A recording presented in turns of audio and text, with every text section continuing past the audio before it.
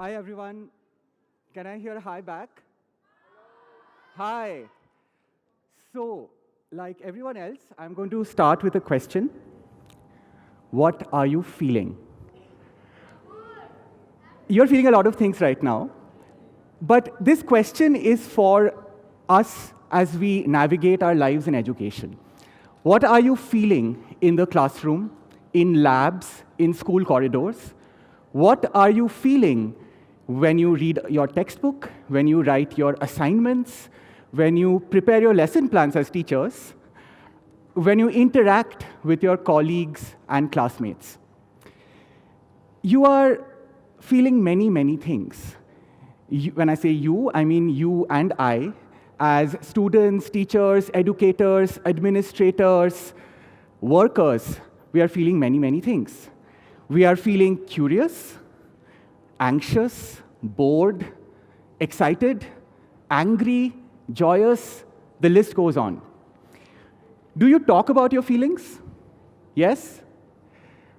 Yes? No? Not always. So we somewhat talk about our feelings in some way or the other. You know, we may rant sometimes when we are very frustrated. We may quietly share. We share our moments of joy and curiosity. But do you note down your feelings? Do you analyze them? Do you explore what these feelings or emotions are telling you about your experience in education? Let's ask a broader question too. Do these feelings or emotions matter to policy? Is enough attention given to emotions when we think of drafting education policy, when we do education research, and when we even write journalistic stories on education? It's hard to answer with a clear yes. But at this point, you might be asking, but why should we care about emotions? Why should we analyze our emotions? And why should they matter to policy and research? I have a short answer. Emotions in education matter because they're always telling us something. They're telling us something about what is difficult to describe about a moment or a situation. They're telling us something about the hidden truths of a moment. They're telling us something about ourselves, our relationships, and our social environment. To think of this more, let's look at a couple of examples. Now, this is a moment from a college classroom. You're in school, but you will find this moment relatable, perhaps. This happens across school and college contexts, and something that some of you may have experienced. Here is a student. Let's call him Aman. The student is being asked by a rather encouraging teacher to respond to a question, but in English. Now, Aman hasn't had many opportunities to speak in English in his school life. Aman feels a little underconfident about English. And Aman hasn't been exposed to diverse English language media and literature. In this moment, Aman freezes up. He's experiencing shame about having to respond in English. Now, it is important to ask here, why is Aman experiencing shame? Where is this emotion coming from? What are the causes of it? To answer this question, we have to go back to his past, and we have to understand the different experiences that have shaped his emotions around English. Let's move to 3 years ago. Here's someone in high school, and he's saying something, and his pronunciation is being harshly corrected by his teacher. He feels bad, obviously. Now, this shows us a couple of problems. One, a style of teaching where the teacher scolds or demeans the student without being sensitive to what they're feeling, or without explaining what is right about one choice, one pronunciation, and wrong about another. Second, it shows us a problem with this belief about good or correct English, right? a belief that we are carrying from our colonial past without questioning it enough and without realizing that it discourages students from creatively and critically engaging with the English language. Here's a moment from 2 years ago, maybe as soon as Aman joined college. This is pointing towards a social cause for his emotion. When Aman tried talking to his classmates, and these are classmates who are more socially confident, who may be coming from more privileged families, who may speak in a fast, smart, cool, urban English without a strong regional accent, who may know about cool Western pop culture references. When Aman speaks to them, he doesn't feel heard. It's like they don't notice him. And he feels self-doubt. He doesn't feel recognized. He doesn't know if he belongs to that space. The assessment system, the examination system, also discouraged Aman. He wasn't properly trained to tackle what was expected of him in his examinations. He was expected to perform without support. Now, when we investigate the causes of Aman's shame by looking at all these various moments from the past, a bunch of problems open up, right? These are problems with assessment design, problems with teaching styles, and problems with how social inequalities play out in the classroom and the educational space. Let's move to our second example. Now, in the same story, you also had a teacher, the teacher who is asking a question. Now, let's try to imagine what is the teacher feeling here. So the teacher asks Aman a question and then goes on to ask a bunch of other students the question, right? And the teacher says, why is everyone so quiet? Has no one here done the reading? I have to confess, I have been this teacher too. This may be relatable for some teachers here. Nobody is responding. Now, on the surface, it seems that there is a buildup of impatience in the teacher, right? There is perhaps even a little disappointment that nobody is responding. There even could be frustration if this is happening repeatedly, day after day, year after year. Now, let's dig a little deeper. Why is the teacher feeling this? Where is it coming from? Now, a bunch of things are happening here.